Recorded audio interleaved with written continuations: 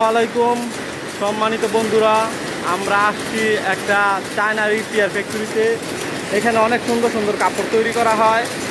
এখানে যে মেশিনগুলো দেখতে পাচ্ছেন চলতেছে, এই মেশিনটা হচ্ছে 130 ইঞ্চি। তো 130 ইঞ্চি মেশিনের মধ্যে 120 ইঞ্চি বহর কাপড় তৈরি করা হয়।